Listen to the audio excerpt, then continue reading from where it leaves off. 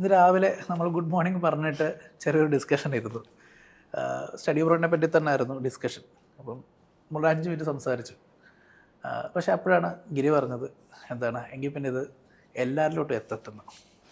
അങ്ങനെ ആ ഒരു പ്ലാനാണ്. എന്താ പറയുക, വന്നുകൊണ്ടിരിക്കുന്നത് നമ്മൾ നമ്മുടെ ഡേ ടു ഡേ ആക്ടിവിറ്റിയിൽ കുറേ കാര്യങ്ങൾ കേൾക്കുന്നു, കുറേ കാര്യങ്ങൾ അറിയുന്നു. അപ്പം ഇതൊക്കെ ലൈക്ക് ഇൻഫർമേഷൻ പാസ് ഓൺ ചെയ്തിട്ടേ കാര്യങ്ങൾ. ഓക്കെ, ഞാൻ തന്നെ വിത്ത് ചെയ്തിട്ടുണ്ട് കാര്യം. അതെ, അതിലേറ്റവും നല്ല പ്ലാറ്റ്ഫോമാണ് യൂട്യൂബ്. അപ്പം അതങ്ങ് ഓപ്പൺ ഡിസ്കഷൻ ആയിട്ട് ഓപ്പൺ ഡിസ്കഷൻ ആക്കി യൂട്യൂബിലും കിട്ടാലോ. പിന്നെ നല്ല ഐഡിയ അല്ലേ? നല്ല ഐഡിയ അല്ലേ? വർക്കട്ടോ. അപ്പോൾ സെറ്റ് അല്ലേ? സെറ്റ്.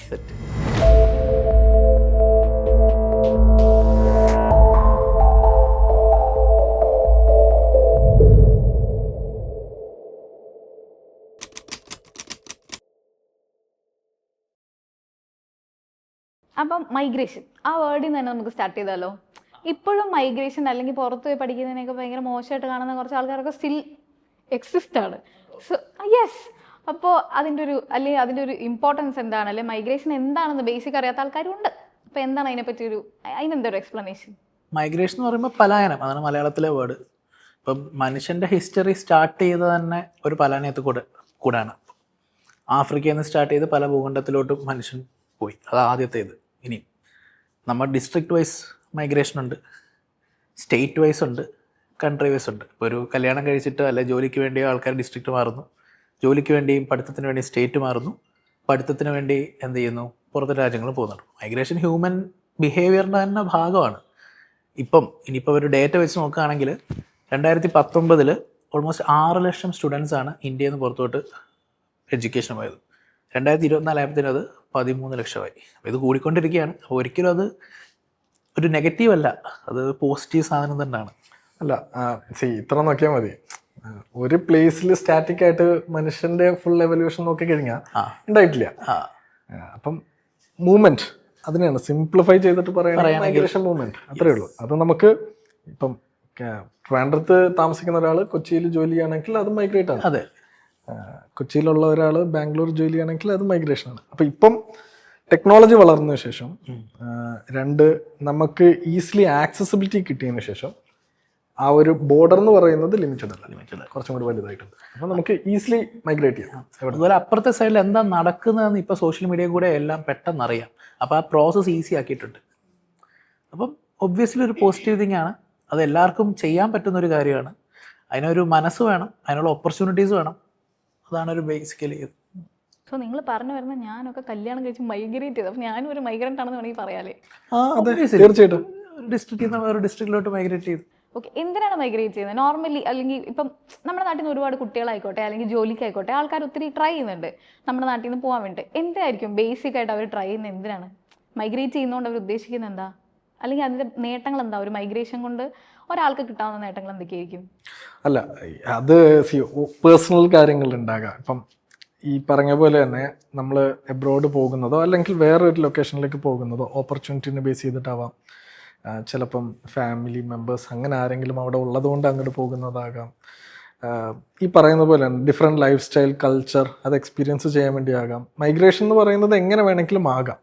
അപ്പം സ്റ്റഡി പർപ്പസിന് പോകുന്ന ആൾക്കാരെന്ന് പറയുന്നത്, മെജോറിറ്റി ആൾക്കാരെന്ന് പറയുന്നത് ഓപ്പർച്യൂണിറ്റി ഗ്രാബ് ചെയ്യാൻ വേണ്ടിയാണ് അവർ പോകുന്നത്. അപ്പം ആ ഓപ്പർച്യൂണിറ്റി ചിലപ്പം ജോബിന് വേണ്ടിയാകാം, എക്സ്പീരിയൻസ് ആകാം, എക്സ്പോഷർ ആകാം, പല കൾച്ചറൽ ഡിഫറൻസസ് മീറ്റ് ചെയ്യാൻ വേണ്ടിയാകാം.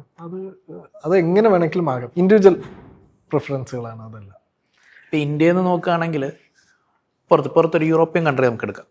എൻവയോൺമെൻറ്റ് ഭയങ്കര ക്ലീനാണ്. ഇവിടെ ഒന്നത് ഭയങ്കര പോപ്പുലേഷൻ, ഭയങ്കര പൊടി, ഇതെല്ലാം. പിന്നെ കറപ്ഷൻ നമുക്കറിയാം. ഒബ്വിയസ്ലി എനിക്ക് തോന്നുന്നു മജോറിറ്റി വെസ്റ്റേൺ കൺട്രീസ് എടുത്താലും അങ്ങനത്തെ കറപ്ഷൻ കുറവാണ്. പിന്നെ കൂടുതൽ സാലറി. ഇവിടെ ഒന്നീ ഡെയിലി വേജസ് അല്ലെങ്കിൽ മന്ത്ലി വേജസ് ആണ്. അവിടെ അവർലി വേജസ് ആണ്. പിന്നെ ചോയ്സസ് ഒത്തിരിയാണ് അവർക്ക്. പിന്നെ പാർട്ട് ടൈം ജോബ്സ്, പഠിച്ചുകൊണ്ട് അവർക്ക് ജോലി ചെയ്യാം. ഇപ്പോൾ ഇനിയും ഒരു ഫുൾ ടൈം ജോബ് ആണെങ്കിലും ഒബ്വിയസ്ലി സാലറി 5 to 10 ടൈംസ് അവിടെ എങ്ങനെയായാലും കൂടുതൽ കിട്ടും. അപ്പം ഒത്തിരി പോസിറ്റീവായിട്ടുള്ള ഓപ്പർച്യൂണിറ്റീസ് അവിടെ ഉണ്ട്. ഇതുകൊണ്ടാണ് വൈ മൈഗ്രേഷൻ എന്നൊരു ആൻസർ നമുക്ക് പറയാൻ പറ്റുന്നത്. ഓക്കെ, അല്ല, ഒരു സ്റ്റുഡൻറ്റ് മൈഗ്രേറ്റ് ചെയ്യുന്നതിന് ഇത് മാത്രമാണോ കാരണങ്ങൾ? ലൈക്ക് ഈ പറഞ്ഞ സേഫ് എൻവയോൺമെൻറ്റ് അല്ലെങ്കിൽ ഭൂപ്രകൃതിയുടെ ഭംഗി ഇതൊന്നും ആയിരിക്കില്ലല്ലോ. ഒരു സ്റ്റുഡൻറ്റ് മൈഗ്രേറ്റ് ചെയ്യുന്നതിന് വേറെയും റീസൺസ് ഉണ്ടാവില്ലേ? അപ്പോൾ ഒരു മെയിൻ കോസ് ഓഫ് മൈഗ്രേഷൻ അല്ലെങ്കിൽ ഒരു സ്റ്റുഡൻറ് റൂട്ട് മൈഗ്രേഷൻ്റെ മെയിൻ കോസ് എന്ന് പറയുന്നത് ഈ പറഞ്ഞ റീസൺസ് അല്ലാണ്ട് വേറെ എന്തെങ്കിലും കൂടി ഉണ്ടാവണമല്ലോ. സ്റ്റുഡൻറ് മൈഗ്രേറ്റ് ചെയ്യുന്നത് രണ്ട് രീതിയിലായിരിക്കും. സ്റ്റുഡൻ്റ് അല്ല, ഒരു ഇൻഡിവിജ്വൽ മൈഗ്രേറ്റ് ചെയ്യുന്നത് ഇപ്പോഴത്തെ സാഹചര്യത്തിൽ മെജോറിറ്റി ആൾക്കാർ മൈഗ്രേറ്റ് ചെയ്യുന്ന രണ്ട് കാര്യങ്ങൾക്ക്. ഒന്ന്, ഇവർ ബെറ്റർ ജോബിന് വേണ്ടി, രണ്ട്, ബെറ്റർ സ്റ്റഡീസിന് വേണ്ടി. ഓക്കെ, ഇനി ബെറ്റർ സ്റ്റഡീസ് പ്രകാരം നമ്മുടെ അല്ലെങ്കിൽ റിസർവേ പ്രകാരം കൂടുതലും ആൾക്കാർ ഇന്ത്യയിൽ നിന്നും പുറത്തേക്ക് പോകുന്നത്. അതിപ്പം UK-ലേക്കാകാം, ഓസ്ട്രേലിയ ആകാം, US, കാനഡ, ഏത് കൺട്രി വേണമെങ്കിലും ആകാം. അപ്പോൾ സ്റ്റഡീസിന് വേണ്ടി പോകുന്ന ആൾക്കാരുടെ ലക്ഷ്യവും അതുപോലെ തന്നെ നമുക്ക് രണ്ട് രീതിയിലാക്കാം. പഠിത്തം എന്ന് പറയുന്ന ലക്ഷ്യത്തോടു കൂടി മാത്രമാകാം, പഠിത്തം കഴിഞ്ഞിട്ടുള്ള തുടർ പഠിത്തമോ അല്ലെങ്കിൽ അത് കഴിഞ്ഞിട്ടുള്ള ജോബ് ഓപ്പർച്യൂണിറ്റീസോ. ഇത് രണ്ടും നമ്മുടെ ഇവിടെ ലഭിക്കാത്തത് കൊണ്ടാണല്ലോ ആൾക്കാർ പുറത്തേക്ക് പോകുന്നത്. അതിപ്പം എങ്ങനെ വേണമെങ്കിലും ആകാം. സോ എൻ്റെ ഒരു ഇതിൽ എനിക്ക് തോന്നുന്നത് അതാണ്. വേറൊരു ഡേറ്റ വെച്ച് പറയുകയാണെങ്കിൽ ഒരു 1.5 കോടി ആൾക്കാർ സ്റ്റുഡൻസ് +2 പരീക്ഷ എഴുതുന്നുണ്ട് ഇന്ത്യയിൽ. അതിലൊരു 80% ആൾക്കാർ പാസ്സാവുന്ന വെച്ചോ, അത് 1.2 crores. ഓക്കെ, ഇന്ത്യയിലെ ഏറ്റവും കൂടുതൽ ആൾക്കാർ തിരഞ്ഞെടുക്കുന്ന ഒരു കോഴ്സുകളൊന്നാണ് എൻജിനീയറിങ്. ഓക്കെ, ഒരു 20% വെച്ചാൽ അത് വേണ്ട, അതിലൊരു 1.5 കോടി 25% വെച്ചോ, 30 ലക്ഷം ആൾക്കാരെങ്കിലും എഞ്ചിനീയറിംഗ് പോകാൻ ആഗ്രഹമുണ്ട്. സോ ഇന്ത്യയിൽ ഇഷ്ടംപോലെ എഞ്ചിനീയറിംഗ് കോളേജുകൾ ഉണ്ടല്ലോ. ഉണ്ട്, ടോപ്പ് എഞ്ചിനീയറിംഗ് കോളേജ് എടുക്കാം നമുക്ക്. അങ്ങനെ ഇപ്പോൾ പ്രൈവറ്റ് കോളേജ് ഒത്തിരി ഉണ്ട്. നമുക്ക് ടോപ്പ് എഞ്ചിനീയറിംഗ് കോളേജ് എടുക്കാം. IITs, NITs, then other top private and government engineering college. എല്ലാത്തിലും കൂടെ ഒരു 50,000 സീറ്റ് കാണും. 30 ലക്ഷം സ്റ്റുഡൻസ് ഇവിടെ എഞ്ചിനീയറിംഗ് പഠിക്കണം. 50,000 സീറ്റ്സ് ഇവിടെ എന്ത് ചെയ്യും? Plus reservation. ഇന്ത്യയിൽ റിസർവേഷൻ ഉണ്ട്, പിന്നെ NRI സീറ്റ് ഉണ്ട്. അപ്പോൾ ജനറൽ കാറ്റഗറി സ്റ്റുഡൻറ്റിന് ഇത്തിരി ബുദ്ധിമുട്ടാവും. ഒന്ന്, ഇനിയും ഈ 50 ഇനി നമ്മൾ എഞ്ചിനീയറിംഗ് മറ്റു മെഡിസിൻ എടുത്തോ. മെഡിസിൻ എടുത്ത് എയിംസിൽ എടുക്കുകയാണെങ്കിൽ 2,000 സീറ്റ് എല്ലാം കൂടെ. പിന്നെ ബാക്കി ഗവൺമെൻറ് കോളേജസ് ആണെങ്കിൽ ഒരു 50,000 സീറ്റ്. 16 ലക്ഷത്തോളം പേരാണ് മെഡിസിൻ്റെ പരീക്ഷ എഴുതുന്നത്. 50,000 സീറ്റ്. ഇവർ പഠിക്കാൻ മിടുക്കരായിരിക്കും, നല്ല മാർക്ക് കാണും. ഇനി ഇന്ത്യയിലെ പ്രൈവറ്റ് ഇൻസ്റ്റിറ്റ്യൂഷൻ എടുക്കുക, മെഡിസിൻ്റെ എടുത്തോ. ഫീസ് എന്തുമാത്രമാണ്? MBBS പഠിച്ചിറങ്ങാൻ ഒരു 1 കോടി രൂപ ആവും അല്ലേ പ്രൈവറ്റ്. ഇതിൻ്റെ പകുതി അതിൽ താഴെയോ മതി പുറത്ത് പഠിക്കാൻ. ഇതാണ് ബേസിക്കലി ഒരു കണക്ക് വെച്ച് പറയുകയാണെങ്കിൽ എനിക്ക് പറയാൻ പറ്റുന്നത്. ഇത് തന്നെയാണ് മെയിൻലി. ഇതാണ് ഈ കണക്ക് തന്നെ മതി നമുക്ക്. ആണെങ്കിൽ ഇവിടെ ആണെങ്കിൽ ബെറ്റർ ഓപ്പർച്യൂണിറ്റി ഉള്ള ഇൻസ്റ്റിറ്റ്യൂഷൻസ് ഇല്ല എന്ന് പറയാൻ വേണ്ടി ഈ ഒരു കണക്ക് തന്നെ ധാരാളമാണ്. ഇപ്പം അതിൽ മെയിനായിട്ട് പറയേണ്ടത് ഇതാണ്, കാറ്റഗറി. അതായത് ജനറൽ കാറ്റഗറിയിലുള്ള ഒരു സ്റ്റുഡൻറ്റിന് അവിടെ മെറിറ്റ് ഉണ്ടാവും ആ സ്റ്റുഡൻറ്റിന്. പക്ഷെ ആ മെറിറ്റ് മാത്രം കൺസിഡർ ചെയ്യാതെ വേറെ ഫാക്ടേഴ്സും കൂടെ ഉള്ളപ്പം ആ കൊച്ചിന് അവിടെ ഒരു സീറ്റ് കിട്ടുന്നില്ല. എന്നാൽ അതേ സെയിം കൊച്ചിന് തന്നെ വിദേശത്ത് പോയി കഴിഞ്ഞാൽ ആ മെറിറ്റ് ബേസ് ചെയ്തിട്ടുള്ള സ്കോളർഷിപ്പ് വരെ കിട്ടും. Like fully funded scholarship provide ചെയ്യുന്ന ഇൻസ്റ്റിറ്റ്യൂഷൻസ് വരെയുണ്ട്. അതും ടോപ്പ് റാങ്ക് പബ്ലിക് യൂണിവേഴ്സിറ്റി. റാങ്കിങ്ങിൻ്റെ പറയുകയാണെങ്കിൽ QS വേൾഡ് റാങ്കിങ് ഉണ്ട്. ഇപ്പം IIT Bombay, IIT Delhi, IIT Madras എടുക്കുകയാണെങ്കിൽ ഇതിലെല്ലാം 200 താഴെയാണ് റാങ്കിങ്. ഇന്ത്യയിലെ ടോപ്പ് IITs ആണിത്. ഓക്കെ, ഇനി IISc നോക്കുകയാണെങ്കിൽ അത് 150-അടുത്തുണ്ട്. എന്നാൽ ഇതേ സാധനം നമ്മൾ ജർമ്മനി നോക്കിക്കോ, അവിടുത്തെ ടോപ്പ് കോളേജസ് എല്ലാം ഒരു 50 റാങ്കിങ് താഴെ വരുന്നത്. ഈ UK നോക്കിയാൽ 10 താഴെയുണ്ട്, ഓക്സ്ഫോർഡും എല്ലാം അവിടെ ഉണ്ട്. US നോക്കിയാലും 10 താഴെയുണ്ട്. അപ്പം ഇത്രയും കോമ്പറ്റീറ്റീവ് ആയിട്ടുള്ള എൻവയോൺമെൻറ്റ്, IIT അറിയാം, നമുക്കൊരു 1000 പേരിൽ നിന്നുള്ള ഒരാൾക്കായിരിക്കും കിട്ടുന്നത്. അത്രയും കോമ്പറ്റീറ്റീവ് ആയിട്ടുള്ള എൻവയോൺമെൻറ്റിൽ ഉറപ്പില്ല.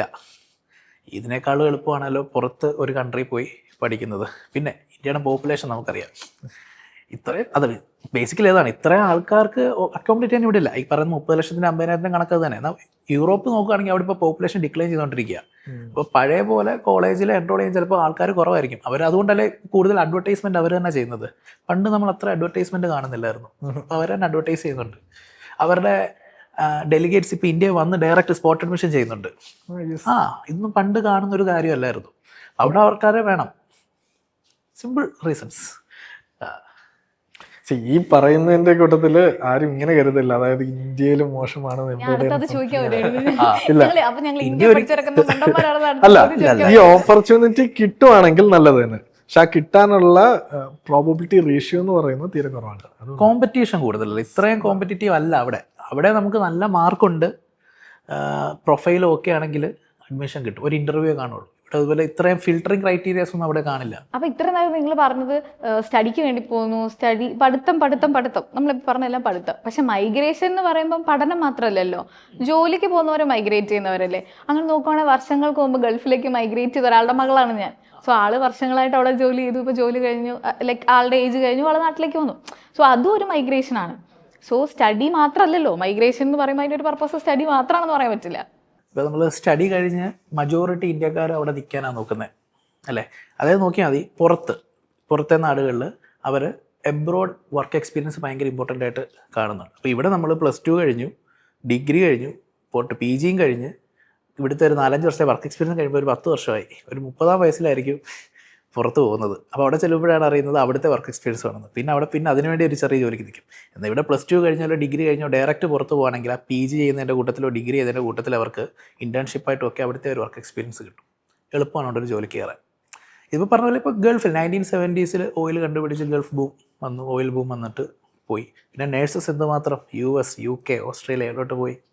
ഇതെല്ലാം ഈ ഒരു ഇതുകൊണ്ട് തന്നെയാണ്. ഇപ്പം ആദ്യം പറഞ്ഞ പോയിന്റ്സ് ആണെങ്കിൽ കൂടുതൽ സാലറി. ഇപ്പം നേഴ്സസ് ഏറ്റവും കൂടുതൽ ഇന്ത്യയിൽ പോകാൻ എന്താ കാരണം, ഇവിടെ തുച്ഛമായ സാലറി ആയിരുന്നു, 10 ഇരട്ടിയാണ് പുറത്ത് കിട്ടുന്നത്.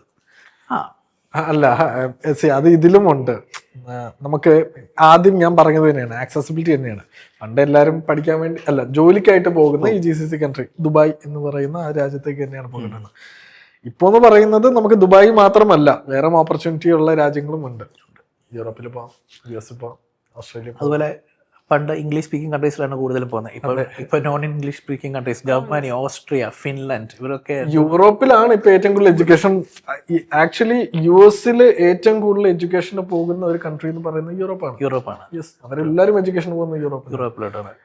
നമ്മൾ ഒരു ഈ QS റാങ്കിങ്ങിന്റെ ഇതിൽ പറയുകയാണെങ്കിൽ വേൾഡ് റാങ്കിങ്ങിൽ 10 യൂണിവേഴ്സിറ്റികൾ എടുക്കുകയാണെങ്കിൽ അതിൽ 4-5 കൂടുതൽ യൂറോപ്പിലാണ് വരുന്നത്. UK 3 UK തന്നെയാണ് നമ്മൾ കേട്ടിട്ടുള്ള. ഓക്സ്ഫോർഡ്, കേംബ്രിഡ്ജ്, ഇതെല്ലാം UK. അല്ല, അങ്ങനെയാണെങ്കിൽ ഇതേ ഹൈപ്പുള്ള ഈ രാജ്യങ്ങൾ വർക്ക് വിസ ഇഷ്യൂ ചെയ്യുന്നില്ലേ? സോ ഇത്രയും എക്സ്പെൻസ് നമ്മൾ ബെയർ ചെയ്തിട്ട് why we should choose a study? അതെന്താണെന്നറിയോ, ഇപ്പം ഉദാഹരണത്തിന് വർക്കിന് നമുക്ക് ഡയറക്റ്റ്ലി പോകണമെങ്കിൽ സ്കിൽഡ് കാറ്റഗറി, അൺസ്കിൽഡ് കാറ്റഗറി അങ്ങനത്തെ രീതിയിലായിരിക്കും നമുക്ക് പോകാൻ പറ്റുക. ഓക്കെ, അപ്പം സ്കിൽഡ് കാറ്റഗറിയിൽ പോകുന്ന ആൾക്കാർക്ക് ജോലി കിട്ടില്ലെന്ന് പറയാൻ പറ്റില്ല. ഓരോ രാജ്യം ആവശ്യപ്പെടുന്നതിൻ്റെ അനുസരിച്ചിട്ടുള്ള സ്കിൽഡ് ജോബ്സുകൾ ഉണ്ടെങ്കിൽ ഇതനുസരിച്ച് നമുക്ക് പോകാൻ പറ്റും. അൺസ്കിൽഡ് ആയിട്ടുള്ളവർക്കും പോകേണ്ടതുണ്ട്, റൈറ്റ്? അപ്പം അവർക്ക് ഈസിയസ്റ്റ് റൂട്ട് എന്ന് പറയുന്നത് സ്റ്റഡി റൂട്ടായിരിക്കും. ഇനി സ്കിൽഡ് കാറ്റഗറിയിലുള്ള ആൾക്കാരും പോകാൻ വേണ്ടി എന്ന് പറയുന്നത് ചിലപ്പം പറ്റിയെന്ന് വരത്തില്ല, അതിന് ടൈം പീരീഡ് എടുക്കും, അതിന് വേറെ ഫാക്ടേഴ്സുകളൊക്കെ ഉണ്ട്.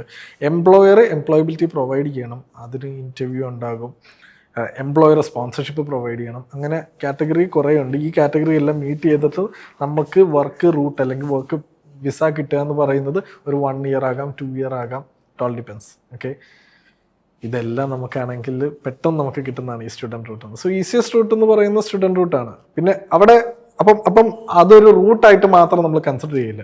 നമുക്കൊരു ഇൻ്റർനാഷണൽ യൂണിവേഴ്സിറ്റി, ഒരു പബ്ലിക് യൂണിവേഴ്സിറ്റിയുടെ ഒരു ഡിഗ്രിയാണ് നമുക്ക് അവിടെ കിട്ടുന്നത്. ആ ഡിഗ്രിക്ക് വാല്യൂ തന്നെയാണുള്ളത്. നാളെ നമുക്ക് ഓക്സ്ഫോർഡിൻ്റെ സർട്ടിഫിക്കറ്റ് വെച്ച് നമുക്ക് ഇന്ത്യയിൽ ജോലി വന്നു കഴിഞ്ഞാൽ ടോപ്പ് റാങ്ക്ഡ് ആയിട്ടുള്ള എല്ലാ MNCs നമ്മുടെ പുറകെ തന്നെയായിരിക്കും വരുന്നത്. കാരണം ആ സർട്ടിഫിക്കറ്റിൻ്റെ വാല്യൂ തന്നെയാണ്. അതിന് ആ ഒരു ഓപ്പർച്യൂണിറ്റി തന്നെ തീർച്ചയായിട്ടും കിട്ടും. ഈ സ്റ്റഡിയുടെ കാര്യം പറയുകയാണെങ്കിൽ പണ്ട് ഏറ്റവും കൂടുതൽ പോയിക്കൊണ്ടിരുന്ന US ആദ്യമൊക്കെ. ഇപ്പോൾ യൂറോപ്പിലോട്ട് മാറി. മെയിൻ കാരണം ഫീ തന്നെയാണ്. US അപേക്ഷിച്ച് നോക്കുകയാണെങ്കിൽ പകുതി താഴെ ഫീസ് യൂറോപ്പിലാവുന്നുള്ളൂ. അതൊരു ഫാക്ടർ. പിന്നെ ഇനി വൈഡായിട്ട് എടുക്കുകയാണെങ്കിൽ ഫിനാൻസ് ഒരു വലിയ കൺസിഡറേഷനാണ് അല്ലേ. അപ്പം ഈ പുറത്ത് പോയി പഠിക്കുന്നതിൻ്റെ ഒരു 50 to 60% ഫീ തന്നെയാണ്. ഇപ്പം എടുക്കുകയാണെങ്കിൽ പണ്ട് ലോൺ കിട്ടാൻ ഇത്തിരി ബുദ്ധിമുട്ടുണ്ടായിരുന്നു. ഇപ്പം തിരിഞ്ഞു, ഇപ്പം ഇങ്ങോട്ട് വിളിച്ച ലോൺ. ഇപ്പോൾ ബാങ്കുകാർ പുറകെ നടക്കുക, ലോൺ വേണോ ചോദിച്ചിട്ട്. അതെന്താ, ബാങ്കുകാർക്ക് മനസ്സിലായിട്ടുണ്ട് നല്ല രീതിയിൽ സ്റ്റുഡൻസ് എബ്രോഡ് പോകുന്നത് അതൊരു മാർക്കറ്റാണെന്ന് ബാങ്കുകാർക്ക് മനസ്സിലായിട്ടുണ്ട്. സോ അവര് അതിനായിട്ട് ഒരു വിങ് സ്റ്റാർട്ട് ചെയ്തു, അതിനായിട്ട് ആൾക്കാരെ അവർ എംപ്ലോയ് ചെയ്തു, ഇങ്ങോട്ട് വന്നിട്ട് ചോദിക്കുകയാണ്. കഷ്ടപ്പെട്ട് അങ്ങോട്ട് പോയി ദിവസം മാനേജറുടെ കാല് പിടിച്ച് നടക്കണമായിരുന്നു. ഇപ്പൊ കോളേജിന്റെ ഒക്കെ ഫ്രണ്ടില് ബാങ്കിന്റെ ഒക്കെ സ്റ്റോൾ ഉണ്ട്, മറ്റേ കൊടയൊക്കെ വെച്ചിട്ട്. നമ്മള് എക്സ്പോസ് കണ്ടക്ട് ചെയ്യുമ്പോൾ അതിലും നമുക്കാണെങ്കിൽ ബാങ്കുകാരന്റെ തന്നെ ഒരു സ്റ്റോൾ നമ്മൾ ഇടുന്നുണ്ട്. അപ്പം അത് ഓഫ് കോഴ്സ് തീർച്ചയായിട്ടും എബ്രോഡ് ഇതെല്ലാം ഈ മൈഗ്രേഷൻ തന്നെ. Migration. മൈഗ്രേഷൻ ആണെങ്കിൽ നല്ലൊരു സോ അപ്പോൾ എക്സ്പെൻസിന്റെ കാര്യം പറയുകയാണെങ്കിൽ ഞാൻ എൻ്റെ ഒരു ഡൗട്ട് ചോദിക്കട്ടെ. അതായത് ഇപ്പം ഈ ലോൺ അവൈലബിലിറ്റിയുടെ കാര്യം നിങ്ങൾ പറഞ്ഞു. ഇപ്പം ഇത്രയും ലോൺ എടുത്ത് അപ്പം അതെനിക്കൊരു ബാധ്യതയില്ലേ? ഞാൻ കയറി ഇപ്പം ഞാൻ പുറത്തേക്ക് പോകാൻ പ്ലാൻ ചെയ്യണം. ഞാൻ പോകുമ്പോൾ ഇത്രയും വലിയൊരു ലോൺ എടുത്തിട്ട് ഞാൻ പോകുമ്പോൾ സ്റ്റിൽ ഞാൻ ഇവിടുന്ന് വലിയൊരു ബാധ്യതയായിട്ടല്ലേ വേറൊരു രാജ്യത്തേക്ക് പോയി ഇറങ്ങുന്നത്. സോ അപ്പോൾ അതെനിക്കൊരു ടെൻഷൻ ആയിരിക്കില്ലേ? ടെൻഷൻ ഫ്രീ ആയിട്ട് പഠിക്കാനൊക്കെ ഉള്ള കാര്യങ്ങൾ നടക്കുമോ? നമുക്ക് റിയാലിറ്റി എടുക്കാം. യൂറോപ്പിലെ ഒത്തിരി നല്ല കോളേജുകളൊന്നുമില്ല, ടോപ്പ് 100 വേണ്ട. ഒരു നോർമൽ സ്റ്റുഡൻറ്റ് ഒരു നോർമൽ കോളേജ് പ്രൈവറ്റ് യൂണിവേഴ്സിറ്റി അവിടെ പോയി UK ഒരു നല്ലൊരു കോഴ്സ് ചെയ്യാന്ന് വെച്ചാൽ ഒരു കമ്പ്യൂട്ടർ സയൻസ് 20 ലക്ഷം രൂപ. ഇന്ത്യയിൽ അത് പഠിക്കണം, ഫീ ഉണ്ട്, ലിവിങ് എക്സ്പെൻസ് ഉണ്ട്, ഹോസ്റ്റൽ ഫീ അതെല്ലാം ഉണ്ട്. ഓക്കെ, നല്ലൊരു ചിലവ്, നല്ലൊരു എമൗണ്ട് അവിടെ ചിലവ്. പുറത്താണെങ്കിൽ ഇതേ ചിലവുണ്ട്. പക്ഷേ അവിടെ ഒരു അഡ്വാൻറ്റേജ് എന്ന് പറഞ്ഞാൽ പാർട്ട് ടൈം ഓപ്പർച്യൂണിറ്റീസ് ആണ്. ഇവരുടെ ഈ ട്യൂഷൻ ഫീ മാറ്റി വെച്ചാൽ അവരുടെ ലിവിങ് എക്സ്പെൻസ് ഏകദേശം മൊത്തം തന്നെ അവരുടെ പാർട്ട് ടൈമിൽ കൂടെ കവറാവും. ട്യൂഷൻ ഫീ ഈ ലോൺ എടുക്കുന്നത് ഇപ്പോൾ ഇന്ത്യയിലാണെങ്കിലും അവിടെ നിന്നാണെങ്കിലും ലോൺ എടുത്ത് തന്നെയാണ് അവർ അടയ്ക്കുന്നത്. പിന്നെ ഇന്ത്യക്ക് കിട്ടുന്നതിനേക്കാൾ എങ്ങനെയായാലും കൂടുതൽ സാലറി പുറത്ത് കിട്ടും. അപ്പോൾ ആ ലോൺ എടുക്കുന്നത് പെട്ടെന്ന് അവർക്ക് അടച്ചു തീർക്കാനും പറ്റും. അപ്പം വിത്ത് ഫാക്ട് സംസാരിക്കുകയാണെങ്കിൽ അതല്ലേ നല്ലത്. സ്റ്റേ ബാക്ക് ഉണ്ടല്ലേ? സ്റ്റേ ബാക്ക് ആ ടൈമിലും സ്റ്റുഡൻസിന് ഏൺ ചെയ്യാൻ കഴിഞ്ഞിട്ട് ഒരു 1 മുതൽ 3 വർഷം വരെ പല യൂറോപ്യൻ കൺട്രീസും സ്റ്റേ ബാക്ക് കൊടുക്കുന്നുണ്ട്. പിന്നെ കുട്ടികൾ ഇൻഡിപെൻഡൻ്റ് ആവുകയാണ്. ഇവിടുന്ന് ഒരു ചായ പോലും ഉണ്ടാക്കാൻ അറിയാത്ത ആൾക്കാരാണ് അവിടെ പോയി ഫുൾ ടൈം കുക്ക് ചെയ്ത് അവർ പൈസ സേവ് ചെയ്യാൻ വേണ്ടി ചെയ്യുന്നതാണ് കുറേയൊക്കെ. അല്ല, പല പിള്ളേരും എന്താ നമ്മളോട് ഇങ്ങോട്ട് വിളിച്ചിട്ട് ഇങ്ങനെ പറയാറുണ്ട്, ഇന്ന് ഞാൻ ഇതാണ് ഉണ്ടാക്കിയത്, ഇത് ഞാൻ വേറെ രീതിയിലാണ് ഉണ്ടാക്കിയത്, നിങ്ങൾക്കും വന്നിട്ടൊക്കെ പറഞ്ഞു തരാം, അങ്ങനെയൊക്കെ പറഞ്ഞ് പിള്ളേരുടെ പാരന്റ്സ് നമ്മളെ വിളിച്ചിട്ട് പറയുന്നുണ്ട്. ഇവിടെയാണെങ്കിൽ ഒരു മാഗി പോലും ഉണ്ടാക്കാൻ അറിയാൻ പാടില്ലാത്തവനാണ് അവിടെ പോയിട്ട് മീൻകറി ഉണ്ടാക്കുന്നത്. അപ്പം ഇൻഡിപെൻഡന്റ് റെസ്പോൺസിബിൾ ആകണം, അതാണ് റൈറ്റ്. കുട്ടികൾ ഇച്ചിരി റെസ്പോൺസിബിൾ ആവും, ഇൻഡിപെൻഡൻ്റ് ആവും, റെസ്പോൺസിബിൾ ആവും. പിന്നെ ഫ്രീഡം കുട്ടികൾക്ക്. ഇവിടെ വൈകിട്ട് 6 മണിയാകുമ്പോൾ വീട്ടിൽ കയറാന്ന് പറയുന്ന പേരൻസ് ആണ്. കാരണം ഇത്രയും ക്ലാസ്സും അല്ലെ ജോലി ആയിക്കോട്ടെ, ക്ലാസ് ആയി ഇത്രയും കഴിഞ്ഞ് വൈകിട്ട് അവർക്ക് ഒരു അൺവൈൻഡിങ് ടൈം കിട്ടുന്നത് വൈകിട്ടാണ്, 6 മണിക്ക് ശേഷമാണ്. ഇവിടെ കുറേ റെസ്ട്രിക്ഷനൊക്കെ വെക്കും പേരൻസ്, പക്ഷെ അവിടെ അതില്ല. അവർ ഇൻഡിപെൻഡൻ്റ് ആയതുകൊണ്ട് റെസ്പോൺസിബിൾ ആയതുകൊണ്ട് അവർക്ക് അറിയാം എന്ത് ചെയ്യണമെന്ന്. വേറെ അരുതാത്തൊന്നും അവർ ചെയ്യത്തില്ല, റെസ്പോൺസിബിൾ ആയിട്ട്. അതൊരു പോസിബിലിറ്റിയാണ്.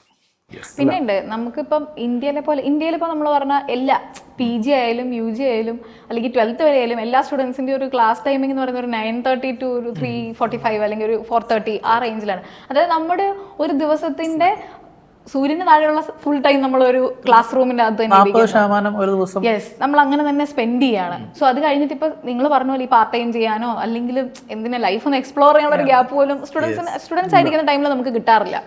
അപ്പോൾ വൺസ് ജോലിയിലേക്ക് എൻ്റർ ചെയ്താൽ സെയിം സിറ്റുവേഷൻ ആണ്. നമുക്കൊരു ആ ഒരു ഫ്ലെക്സിബിലിറ്റിയുടെ ഒരു കാര്യം വരുമ്പോഴത്തേക്കും എനിക്ക് തോന്നുന്നു കുറേ എബ്രോഡ് കൺട്രീസിലൊക്കെ ക്ലാസ്സസ് ഒക്കെ ഭയങ്കര ഫ്ലെക്സിബിൾ ആണ്, അല്ലെങ്കിൽ ഡെയിലി അവേഴ്സ് ഭയങ്കര കുറവാണ്. ഇവിടെ 8 മണിക്കൂറാണെങ്കിൽ അവിടെ ഒരു 2-3 മണിക്കൂറേ കാണുള്ളൂ ക്ലാസ് ഉണ്ടാവുള്ളൂ. അതേ ഉള്ളൂ. ബാക്കിയുള്ള അവർക്ക് ആക്ടിവിറ്റീസ് കൂടെ പഠിക്കുന്നത്. അതായത് കരിക്കുലം എല്ലാ യൂണിവേഴ്സിറ്റികളും എബ്രോഡ് എഡ്യൂക്കേഷൻ എന്ന് പറയുന്ന യൂണിവേഴ്സിറ്റികളും മെജോറിറ്റി യൂണിവേഴ്സിറ്റികളും അവർ ക്രിയേറ്റ് ചെയ്യുന്ന ഈ പറയുന്ന കരിക്കുലം എന്ന് പറയുന്നത് സെൽഫ് ലേണിംഗ് കൂടെ ഇൻക്ലൂഡഡ് ആയിട്ടായിരിക്കും. ഓക്കെ, അപ്പോൾ സെൽഫ് ലേണിംഗ് എന്ന് പറയുന്ന അസൈൻമെന്റ്സ് ആകാം, പ്രോജക്ട്സ് ആകാം, സെമിനാർസ് സ്റ്റുഡൻസുകൾ ഗ്രൂപ്പായിട്ട് ഇൻഡിവിജ്വൽ ആയിട്ട് കണ്ടക്ട് ചെയ്യുന്നതൊക്കെ ആകാം, ഇന്റേൺഷിപ്സുകൾ അതാണ് പ്രോജക്ട്സുകൾ അതൊക്കെ വരുന്നതാകാം. അപ്പം ഇവിടെ 100% നമ്മൾ എഡ്യൂക്കേഷൻ എടുക്കുകയാണെങ്കിൽ 40% ആയിരിക്കും അവിടെ ടീച്ചേഴ്സ് പറഞ്ഞു തരുന്നത്. ആ പറഞ്ഞു തരുന്നതും ഈ പറഞ്ഞ പോലെ തന്നെ രാവിലെ വന്നു ബുക്ക് തുറക്കുന്നു, ബുക്കിലുള്ള കാര്യങ്ങൾ സ്റ്റുഡൻസിനോട് പറയുന്നു, സ്റ്റുഡൻസ് അത് കാണാപ്പാഠം പഠിക്കുന്നു. അങ്ങനെയല്ല, PhDs ചെയ്യുന്ന അല്ലെങ്കിൽ PhD കംപ്ലീറ്റഡ് ആയിട്ടുള്ള പ്രൊഫസേഴ്സ് ആയിരിക്കും. അവരുടെ അറിവ് പങ്കെടുക്കുക. ഈ അറിവ് ഫുൾ മേക്കപ്പ് ചെയ്യണമെങ്കിൽ സ്റ്റുഡൻറ്റും കൂടെ സ്വന്തമായിട്ട് ലേൺ ചെയ്യണം എന്നുള്ളത് അറിവുണ്ട്. അതുകൊണ്ട് തന്നെ യൂണിവേഴ്സിറ്റികളിൽ 24 hours ലൈബ്രറി ഫെസിലിറ്റീസ് അവൈലബിൾ ആണ്. അപ്പോൾ ഇവർക്ക് രാത്രി വന്നിട്ട് നോക്കണമെങ്കിൽ നോക്കാം, രാവിലെ നോക്കണമെങ്കിൽ നോക്കാം. നമ്മുടെ ഇവിടെ രാത്രി യൂണിവേഴ്സിറ്റി വർക്ക് ചെയ്യില്ല. എൻ്റെ അറിവിൽ 24 മണിക്കൂറുള്ള ലൈബ്രറി ഇന്ത്യയിൽ ഒരു 1% കാണുള്ളൂ. 1% കോളേജ് മേ ബി IITസിൽ കാണുമായിരിക്കും.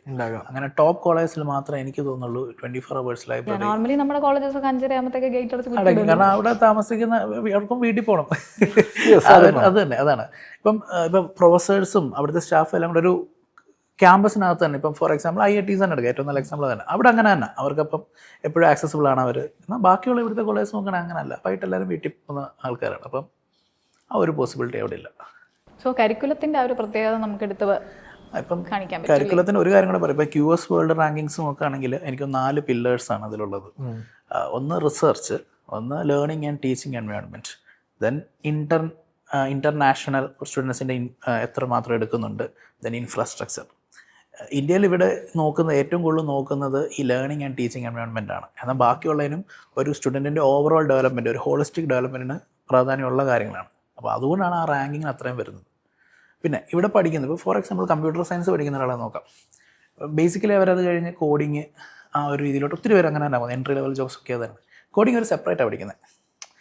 ഇപ്പം സെമിസ്റ്ററിൽ ഒരു പേപ്പർ ആയിരിക്കും ജാവ അല്ലെങ്കിൽ ഒരു കോഡിങ് അല്ലെങ്കിൽ പൈത്തണോ എന്തെങ്കിലും എന്ന് വെച്ചു. അത് 2-3 മാസം കൊണ്ട് അവർക്ക് പഠിക്കേണ്ടി വരും. പക്ഷേ 2-3 മാസം കൊണ്ട് പരീക്ഷ എഴുതി കഴിഞ്ഞാൽ പിന്നെ അവരത് തിരിഞ്ഞു നോക്കുന്നില്ല. ഇതങ്ങനെ 2-3 മാസം കൊണ്ട് പഠിക്കേണ്ട ഒരു കോഴ്സ് അല്ല അത് സമയമെടുത്ത്. ഇവൻ നാളെ ഇതിന്റെ സ്പെഷ്യലൈസേഷൻ എടുക്കണമെങ്കിൽ ഒരു അറിവുണ്ടാവില്ല, കാരണം ഫസ്റ്റ് സെമ്മിലായിരിക്കും പഠിക്കുന്നത്. അതെ, പിന്നെ അത് ജോലി ചെയ്ത് പിന്നെ ഒരു വർഷത്തെ 6 മാസം വല്ല ഒരു കോഴ്സ് ചെയ്തിട്ടായിരിക്കും അവർ ആ ഒരു എടുക്കുന്നത്. എന്നാൽ ഇനി പുറത്തു പോയി പഠിക്കുന്നവർക്ക് ഇത് പഠിച്ചു, ഇത് റിലേറ്റഡ് ആയിട്ട് ഒരു പാർട്ട് ടൈം ജോബിന് കയറാം. അതിലവർ കൂടുതൽ പഠിക്കും. ശരിക്കും ആ വർക്ക് എക്സ്പീരിയൻസ് ആണ് അവരെ ശരിക്കും അത് അവരെ കേപ്പബിൾ ആക്കുന്നതെന്ന് പറയാം. ബാക്കിയെല്ലാം ചെറിയ ചെറിയ പ്രോജക്ട്സ് ആയിരിക്കും. ഈ ഒരു സംഭവം ഞാനും കേട്ടിട്ടുണ്ട്. ലൈക്ക് ഞാൻ എഞ്ചിനീയറിംഗ് പഠിച്ച സമയത്ത് നമ്മുടെ കോളേജിൽ തന്നെ കമ്പ്യൂട്ടർ എഞ്ചിനീയറിംഗ് പഠിക്കുന്ന സ്റ്റുഡൻസ് ഉണ്ട്. അവരെല്ലാം കോഴ്സ് കഴിഞ്ഞിട്ട് ആദ്യമേ ചെയ്യുന്നത് ഏതെങ്കിലും ഒരു ലാംഗ്വേജ് പഠിക്കാൻ വേണ്ടിയിട്ട് പോയി അടുത്തൊരു ഡിപ്ലോമ കോഴ്സിന് ജോയിൻ ചെയ്യാന്നുള്ളതാണ് മെജോറിറ്റി ആൾക്കാരും ചെയ്യുന്ന കാര്യം. ഇനി അതിൻ്റെ ഹയർ സ്റ്റഡീസ് എടുക്കുന്ന പോലും ഈ ഡിപ്ലോമ എടുത്തതിന് ശേഷമായിരിക്കും ആ ലാംഗ്വേജ് അവർക്ക് എങ്ങനെ ഹാൻഡിൽ ചെയ്യാൻ പറ്റും അതൊക്കെ നോക്കിയിട്ടാണ് അവർ അതിൻ്റെ ഒരു ഹയർ സ്റ്റഡീസിലേക്ക് പോലും പ്ലാൻ ചെയ്യുന്നത്. ഇനി ഇപ്പം കുറേ അഡ്വാൻറ്റേജ് ഉണ്ട് അവർക്ക്. അതായത് ഇപ്പോൾ ഒത്തിരി ഓൺലൈൻ ഇത് വന്നിട്ടുണ്ട്, ഓൺലൈൻ സ്റ്റഡീസ്. ഇപ്പം ഒത്തിരി ഓൺലൈൻ പ്ലാറ്റ്ഫോംസ് ഉണ്ട്. അപ്പം പഠിക്കുന്നതിൻ്റെ കൂട്ടത്തിൽ അവർക്കത് പഠിച്ചു. ഇപ്പോൾ ആ ഒരു അഡ്വാൻറ്റേജ് ഇവിടെ ഉണ്ട്. പക്ഷെ ഇതൊക്കെ 10 വർഷം മുമ്പേ അവിടെ ഉണ്ട്. അതാണ്. അപ്പോൾ ഇപ്പോൾ അവിടെ എന്തായിരിക്കും ജോലി പഠിത്തത്തിൻ്റെ കൂടെ ചെയ്യാൻ പറ്റുന്ന ഒരവസ്ഥയാകുമ്പം ബെറ്റർ തന്നെ വേറെ കോഴ്സ് എടുത്ത് പഠിക്കുന്നതിനേക്കാളും നല്ലത് പാർട്ട് ടൈം ചെയ്തത് പഠിക്കുന്നത് തന്നെയാണ്. കുറച്ചും കൂടെ എക്സ്പെർട്ടൈസ് ആവുകയാണല്ലേ. നമ്മളൊരു പ്രോജക്റ്റ് അല്ലെങ്കിൽ ഒരു ഇന്റേൺഷിപ്പ് അല്ല ഒരു പ്രോജക്റ്റ് ചെയ്യാന്ന് വെച്ചോ ഇതിൻ്റെ കൂട്ടത്തിൽ. അപ്പോൾ ആ ഒരു കോഡിംഗ് ആണെങ്കിൽ അത് മാത്രമായിരിക്കും ചെയ്യുന്നത്. പക്ഷേ അതിന് ഒത്തിരി ഇഷ്യൂസ് ഉണ്ടായിരിക്കും. അതിൻ്റെ ബാക്കി എങ്ങനെ ടോപ്പ് മാനേജ്മെൻറ്റ് ചിന്തിക്കുന്നു, ആ കമ്പനി എങ്ങനെ ചിന്തിക്കുന്നു, ഈ ഇതൊരു പ്രോഡക്റ്റ് ആയിരിക്കും അവർ ചെയ്യുന്നത്, പ്രോഡക്റ്റിൻ്റെ ഒരു പാർട്ടായിരിക്കും വരുന്നത്, അതെങ്ങനെ മാർക്കറ്റ് ചെയ്യുന്നു, ഒരു ഹോളിസ്റ്റിക് ഐഡിയ അവർക്ക് കിട്ടത്തില്ലേ. അത് ഇവിടുന്ന് ആ ഒരു പഠിത്തം കൊണ്ട് കിട്ടത്തില്ല. ജോലി ചെയ്താലേ അത് കിട്ടുള്ളൂ. ഈ എല്ലാ അഡ്വാൻറ്റേജിന്റെയും കൂടെ തന്നെ നമ്മൾ നെഗറ്റീവ്സും പറയണല്ലോ.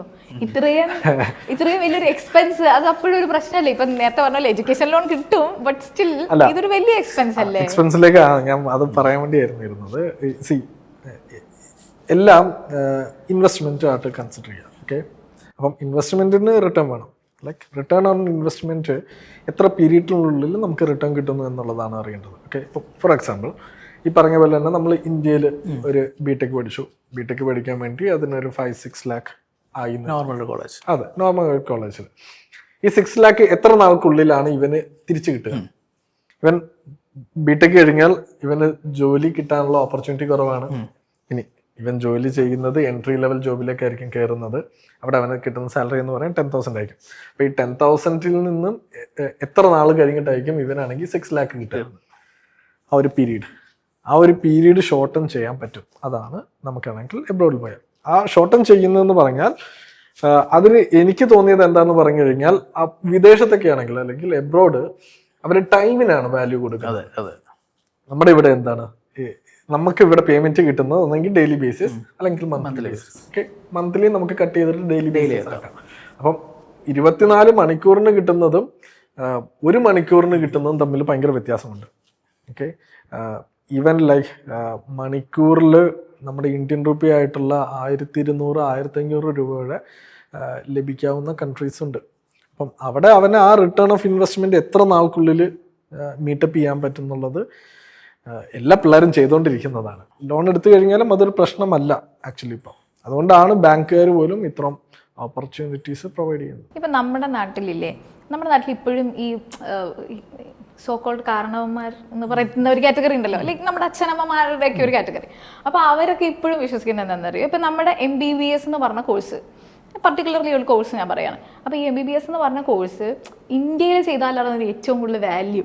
വേറൊരു രാജ്യത്തെക്കാട്ടിലും ഇന്ത്യൻ MBBSന് സംതിങ് സ്പെഷ്യൽ അങ്ങനെ ഒരു ടോക്ക് ഉണ്ട് പൊതുവേ. അപ്പം നമ്മളിപ്പോൾ യൂട്യൂബിലൊക്കെ എടുത്ത് വീഡിയോസ് ഒക്കെ കണ്ടാലും എല്ലാവരും പറയുന്നത് എന്താണ്, ഈ ഇന്ത്യയിലെ ഡോക്ടേഴ്സിനാണ് പുറത്ത് വാല്യൂ ഉള്ളത്, അല്ലാണ്ട് പുറത്തെ MBBSകാർക്കല്ല. ഇന്ത്യയിൽ MBBS പഠിച്ച ഡോക്ടേഴ്സിന് ഭയങ്കര വാല്യൂ ആണ്. ആ രീതിയിലാണ് ഈ ടോക്ക് പോകുന്നത്. അത് ഒരിക്കലും അവര് ഒബ്ജക്റ്റീവായിട്ടായിരിക്കത്തില്ല സംസാരിക്കുന്നത്. അവർ ഇന്ത്യയിലുള്ള ഡോക്ടേഴ്സിനെ കണ്ടിട്ടുള്ളൂ. ഒന്നാമത്തെ കാര്യം. പുറത്തുള്ള ഒരു ക്ലിനിക്ക് പോയിട്ടുണ്ടോ? പുറത്തുള്ള ഒരു ഹോസ്പിറ്റലിൽ പോയിട്ടുണ്ടോ? അവിടുത്തെ ഫെസിലിറ്റീസ് അവർക്ക് അറിയാമോ? ഇല്ല. അതൊന്നാമത്തെ കാര്യം. 2, ഇന്ത്യയിൽ ബേസിക്കലി ഇത് തന്നെ, ഇവർ പുറത്തെ കാര്യം അറിയത്തില്ല, കാര്യം അറിഞ്ഞിട്ട് സംസാരിക്കുകയാണെങ്കിൽ ഇത്രൂടെ ഇതായിരിക്കത്തില്ലേ. അല്ല നമ്മുടെ നാട്ടിൽ പുച്ഛിക്ക് നമ്മൾ കേട്ടിട്ടുണ്ട്, ഇത് മറ്റേ റഷ്യയിൽ നിന്ന് പഠിച്ചിട്ട് വന്ന ഡോക്ടറാ, ഇത് അല്ലെങ്കിൽ ഇത് വേറെ ഏതെങ്കിലും ഇങ്ങനെ നമ്മുടെ യൂറോപ്യൻ കൺട്രീസിൽ നിന്നൊക്കെ പഠിച്ചിട്ട് വരുന്ന കുട്ടികളെ ആ ഒരു മോശം രീതിയിൽ കാണിക്കുന്ന ഒരു ടെൻഡൻസി ഉണ്ട് നമുക്ക് ഇന്ത്യയിൽ MBBS. അല്ല, അതിൽ കാര്യമില്ല. ഇപ്പം ഉദാഹരണത്തിന് പറയുകയാണെങ്കിൽ ഇപ്പൊ പറഞ്ഞല്ലോ റഷ്യ അല്ലെങ്കിൽ ഏതെങ്കിലും ഒരു കൺട്രിയിൽ നമ്മൾ MBBS എടുത്തിട്ടുണ്ടെങ്കിൽ എന്തുകൊണ്ട് നമ്മുടെ ഇന്ത്യൻ മെഡിക്കൽ കൗൺസിൽ അത് ആക്സെപ്റ്റ് ചെയ്യുന്നു? വാല്യൂ ഇല്ലായിരുന്നെങ്കിൽ അവർ ആക്സെപ്റ്റ് ചെയ്യത്തില്ലല്ലോ. പക്ഷെ ആൾക്കാർ അക്സെപ്റ്റ് ചെയ്യുന്നില്ലല്ലോ. എക്സാം ഉണ്ടല്ലോ അവർക്ക്. യെസ്, എക്സാം ഉണ്ട്. ഇപ്പം FMG ആണ് എക്സാം കണ്ടക്ട് ചെയ്യുന്നത്. ഈ ഏപ്രിൽ തൊട്ട് ചേഞ്ച് ചെയ്തിരിക്കുന്നത് നെക്സ്റ്റിലേക്കായിരിക്കും വരുന്നത്. അപ്പം ഇനി ഗ്രാജുവേറ്റ് ചെയ്യുന്ന സ്റ്റുഡൻസുകളൊക്കെ നെക്സ്റ്റ് ആയിരിക്കും എഴുതുന്നത്. നെക്സ്റ്റ് എക്സാം ഇത്രയേ ഉള്ളൂ. ഇന്ത്യക്ക് പുറത്ത് നമ്മൾ MBBS കംപ്ലീറ്റ് ചെയ്തിട്ടുണ്ടെങ്കിൽ നമ്മുടെ ഇന്ത്യൻ മെഡിക്കൽ കൗൺസിൽ കുറച്ച് ക്രൈറ്റീരിയ പറയും. ആ ക്രൈറ്റീരിയ മീറ്റ് ചെയ്താൽ നമുക്ക് ഇന്ത്യയിൽ വർക്ക് ചെയ്യാം. രജിസ്റ്റേർഡ് ഡോക്ടറായിട്ട് തന്നെ ഇന്ത്യയിൽ വർക്ക് ചെയ്യാം. ആ ക്രൈറ്റീരിയ എന്ന് പറയുന്നത് മെഡിക്കൽ കൗൺസിൽ ആക്സെപ്റ്റ് ചെയ്യുന്ന ഡ്യൂറേഷനുള്ള കോഴ്സ് ആയിരിക്കണം. പിന്നെ ഇംഗ്ലീഷ് തോട്ട് ആയിരിക്കണം, ഓഫ് കോഴ്സ്, തീർച്ചയായിട്ടും. ട്രഡീഷണൽ മെഡിസിൻ ആയിരിക്കാൻ പാടില്ല. പിന്നെ നെക്സ്റ്റ് എക്സാം എഴുതണം. 1 ഇയറിന്റെ ഒരു ഇന്റേൺഷിപ്പ് ചെയ്തിരിക്കണം. അങ്ങനത്തെ കുറച്ച് ക്രൈറ്റീരിയാസ് ഉണ്ട്. അത് മീറ്റ് ചെയ്തിട്ട് നമ്മുടെ ഇവിടുത്തെ ഇന്ത്യയിലെ ഗവൺമെന്റ് സ്ഥാപിതമായിട്ടുള്ള കൗൺസിൽ ആക്സെപ്റ്റ് ചെയ്യുമെങ്കിൽ നാട്ടുകാർ ചേഞ്ച് ചെയ്യാത്തത് അവരുടെ ഇതായിരിക്കും. അപ്പം ചേഞ്ച് ആവുന്നുണ്ട് നല്ല രീതിയിൽ. സ്റ്റുഡൻസ് ഇപ്പം നാട്ടുകാരെക്കാൾ അറിവുള്ള ഇന്ത്യൻ മെഡിക്കൽ കൗൺസിൽ അവിടെ ഇരിപ്പുണ്ട്. അവർ പറഞ്ഞ കേട്ടപ്പോരെ. അതാണ്. ഓക്കെ, അപ്പം ഈ സ്പെഷ്യലൈസേഷൻസ് ഇല്ലേ, ഞാൻ കേട്ടിട്ടുണ്ട്. അതായത് നമുക്കിവിടെ ഇപ്പം ഞാൻ BTech പോളിമർ എഞ്ചിനീയറിംഗ് കംപ്ലീറ്റ് ചെയ്ത ഒരാളാണ്. ആൻഡ് ആഫ്റ്റർ മൈ സ്റ്റഡീസ് നമുക്കിവിടെ ഭയങ്കര ലിമിറ്റഡ് ഓപ്ഷൻസ് ആണ്. ആൻഡ് നമ്മുടെ യൂണിവേഴ്സിറ്റീസിൽ സീരിയസ്ലി പറഞ്ഞാൽ കേരളത്തിൽ പ്രമുഖമായ ഒരു യൂണിവേഴ്സിറ്റിയിലാണ് ഞാൻ പഠിച്ചത്. ബട്ട് സ്റ്റിൽ ബാക്കി കുറെ യൂണിവേഴ്സിറ്റികളുണ്ടല്ലോ, അവിടെ ഒന്നും ഇങ്ങനെ ഒരു കോഴ്സ് അവർ കേട്ടിട്ടേ ഇല്ല. സോ എനിക്കതിന്റെ ഹയർ സ്റ്റഡീസ് വേണമെങ്കിൽ എൻ്റെ സെയിം ആ യൂണിവേഴ്സിറ്റിയിൽ തന്നെ പോയി, അതും ഒരു ലിമിറ്റഡ് 1-2 നാനോ സയൻസ് പോലത്തെ 1-2 ഓപ്ഷൻസ് ആണ് നമുക്ക് അവൈലബിൾ ആയിട്ടുള്ളത്. അപ്പോൾ നമ്മൾ എന്ത് ചെയ്തു, BTech കൊണ്ട് മടക്കി കെട്ടി അടുത്ത പരിപാടി നോക്കി. സിമിലർലി അഗ്രികൾച്ചർ ഗ്രാജുവേറ്റ്സ് നോക്കാം. BSc അഗ്രികൾച്ചർ കഴിഞ്ഞത് ഇന്ത്യയിൽ MSc അഗ്രികൾച്ചർ 1-2 ഓപ്ഷൻസ് ആണ് ഉള്ളത്. പക്ഷേ ഇത് പുറത്തോട്ട് നോക്കാം. നമുക്ക് വൈൽഡ് ലൈഫ് മാനേജ്മെൻറ്റ് കാണും, മറൈൻ റിലേറ്റഡ് കോഴ്സസ് കാണും, marine conservation, ecology related, sustainability, അങ്ങനെയൊക്കെ പറഞ്ഞ ഓപ്പർച്യൂണിറ്റീസ് കുറേ ഉണ്ട്. അത് വൈൽഡ് ലൈഫ് മാത്രമല്ല, നമ്മുടെ നാട്ടിൽ ഒരു സ്പെഷ്യലൈസേഷൻ ചെയ്തിട്ടുണ്ടെങ്കിൽ ആ സ്പെഷ്യലൈസേഷൻ ഒരു ഹയർ ഇല്ലാത്ത കുറെ കോഴ്സുകളുണ്ട്. ഫിഷറീസ് വലിയൊരു എക്സാമ്പിൾ. അതെ, പക്ഷെ നമ്മുടെ ഇവിടെ നല്ല ഡിമാൻഡ് ഉള്ള ഒരു കോഴ്സും കൂടി ഫിഷറീസ്. ഇനി culinary arts. Yes, culinary arts. Gastronomy, food related. അതെ, ഇതൊന്നും ഇപ്പം സ്പെയിനിലും യൂറോപ്പിലൊക്കെ നല്ല നല്ല കോളേജസ് ഉണ്ട് ഇത് പഠിക്കാനുള്ള, എസ്പെഷ്യലി culinary arts. ഇവിടെ ഉണ്ടോ ഒരു കോളേജ് ഉണ്ടോ ഇത്? ഒരു മേ ബി ഒരു സർട്ടിഫിക്കേഷനോ അല്ലെങ്കിൽ ഒരു എക്സ്പീരിയൻസോ പോലെ പ്രൈവറ്റ് കോളേജസ് ഉണ്ടല്ലോ, ഹോട്ടൽ മാനേജ്മെന്റ് സ്പെഷ്യലൈസേഷൻ ആണ്. ഈ സ്പെഷ്യലൈസേഷൻ ഇവിടെ കാണുമെന്ന് എനിക്ക് തോന്നുന്നില്ല. അത് അതില് നല്ലൊരു സ്പെഷ്യലൈസേഷൻ ആണ് ഈ പേസ്ട്രിയിൽ മാത്രമായിട്ടുള്ളത്. Bakery and pastry. ഉസ്താദ് ഹോട്ടലിൽ ദുൽഖർ സൽമാൻ പുറത്ത് പോയി പഠിച്ച് US പോയി പഠിച്ചത്. അതുപോലെ ചോക്ലേറ്റിന്റെ ഇതില് സ്പെസിഫിക് ചോക്ലേറ്റ് ഉണ്ടാക്കുന്നത്, വൈൻ ഉണ്ടാക്കുന്നത്, ഡിസ്റ്റിലറി കോഴ്സ്. ഇവിടെ ഡിസ്റ്റിലേഷൻ എന്ന് പറഞ്ഞാൽ നമ്മൾ ബാറ്റെന്ന് പറയും. മോശം ജോബ്, പോലീസ് പിടിക്കും, മോശം ജോബാണ്. പക്ഷേ ഇപ്പം അയർലൻഡ് എടുക്കാം.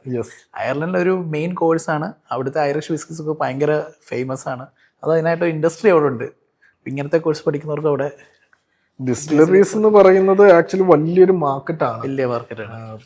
പ്രത്യേകിച്ച് നമ്മുടെ ഇന്ത്യയിൽ അതൊരു വലിയ മാർക്കറ്റ്, കേരളത്തില് അതിന് വലിയ മാർക്കറ്റാണ്. അതെ.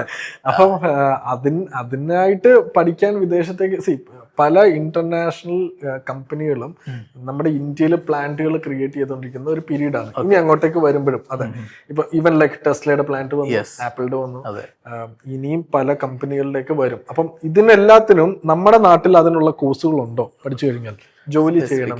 യെസ്, ആ ഒരു പർട്ടിക്കുലർ ടെക്നീഷ്യന്മാര് ചെയ്യേണ്ട ജോലിക്കുള്ള കോഴ്സുകൾ ഇവിടെ ഇപ്പോഴും നിലവിലില്ല. എന്നാൽ ഒരു 5 years ബാക്കോ 10 years ബാക്കോ ഇതേ കോഴ്സുകൾ തന്നെ അവിടെ ഉണ്ട്. അപ്പം ഈ ഓപ്പർച്യൂണിറ്റി ഗ്രാബ് ചെയ്യാൻ നമുക്ക് വിദേശത്ത് എന്തുകൊണ്ട് പോയിക്കൂടാ? അതെ, കൊറോണയുടെ ടൈമിലൊക്കെ അത്ര റിസ്ക് എടുത്ത് നമ്മുടെ നാട്ടിൽ ആൾക്കാർ മാറ്റിയിട്ടുണ്ടെങ്കിൽ എന്തുകൊണ്ട് അവർക്കത് പഠിച്ചിട്ട് ചെയ്തില്ല? പഠിക്കാതെ ചെയ്യുന്നോണ്ടായിരിക്കും ഒരു പക്ഷേ കണ്ണൊക്കെ അടിച്ചു പോകുന്നല്ലേ ആയിരിക്കാം. ഇവിടെ ചെയ്യുന്നത് പറഞ്ഞാൽ ട്രഡീഷണൽ രീതിയിലൊക്കെയാണ് പലതും ചെയ്യുന്നത്. അത് സയന്റിഫിക് ആയിട്ട് ഇവിടെ ചെയ്യുന്നില്ല. അത് തന്നെയാണ് ഇത് ആൻസർ. പഠിച്ചിട്ടില്ല, അത്രേ ഉള്ളൂ. കുറെ കോഴ്സുകളുണ്ട് ഭയങ്കര ലൈക്ക് മറൈൻ എഞ്ചിനീയറിംഗ് അതിൻ്റെയൊക്കെ ടാൻസാനിയയിൽ വൈൽഡ് ലൈഫ് മാനേജ്മെന്റ് ഉണ്ട്, ടാൻസാനിയയിൽ അതുണ്ട്. പിന്നെ സൗത്ത് അമേരിക്ക സാധാരണ ആരും പോവാത്ത, അവിടെ ഒത്തിരി കോളേജസ് ഉണ്ട്. ഉണ്ട് സാധാരണ ആരും പോവാത്തൊരു സ്ഥലമാണ് സൗത്ത് അമേരിക്ക. അവിടെ ഒത്തിരി കോഫി വൈൽഡ് ലൈഫ് മാനേജ്മെന്റ് എന്ന് പറയുമ്പോൾ നമ്മുടെ ബെയർ ഗ്രിൽസിന്റെ ഒക്കെ പരിപാടിയാണോ? അതൊക്കെ തന്നെ അത് റിലേറ്റ് ചെയ്ത് അതിന്റെ കൂട്ടത്തിലൊക്കെ വൈൽഡ് ലൈഫ് ഫോട്ടോഗ്രാഫിക്ക് ഫോട്ടോഗ്രാഫിക്ക് നല്ല നമ്മുടെ ഇവിടെ ഡിപ്ലോമ പ്രോഗ്രാംസുകളാണ് കൂടുതൽ ആൾക്കാർ എടുക്കുന്നത്, മാസ്റ്റേഴ്സ് ആണ്. അപ്പൊ നമുക്ക് സ്റ്റുഡൻസുകൾ നമുക്ക് ചോദിച്ചു വരുന്നുണ്ട്, അതായത് ഇവർ പഠിച്ചത് ബികോം ആയിരിക്കും, ഓക്കെ, പക്ഷെ ഇവരുടെ പാഷൻ എന്ന് പറയുന്ന ഫോട്ടോഗ്രാഫി, സിനിമാറ്റോഗ്രാഫി, പിന്നെ ഈ ഫിലിമോഗ്രാഫി, അങ്ങനത്തെ റിലേറ്റഡ് ക്രിയേറ്റീവ് ഭാഗങ്ങളായിരിക്കും. ഇവർക്ക് ഇതിന്റെ മാസ്റ്റേഴ്സ് പഠിക്കാനുണ്ടോ എന്ന് ചോദിച്ചുകൊണ്ടായിരിക്കും ചോദിക്കുന്നത്. അപ്പം നമ്മുടെ ഇവിടെ ഫൈൻ ആർട്സ് കോളേജുകൾ എന്ന് പറയുന്നത് ആകെ ചുരുക്കമായിട്ടുള്ള കോളേജുകളാണ്. ഈ കോളേജിൽ ഈ പറഞ്ഞ പോലെ തന്നെ കാറ്റഗറീസ്, മെറിറ്റ്, പിന്നെ കാസ്റ്റ് സിസ്റ്റം, അങ്ങനത്തെ പല കാറ്റഗറി കാരണം കിട്ടാനോ ഇല്ല.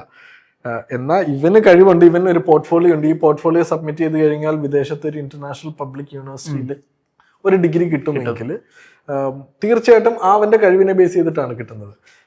നല്ല മാർക്കറ്റാണ് ആക്ച്വലി, നല്ല ഓപ്പർച്യൂണിറ്റിയാണ്.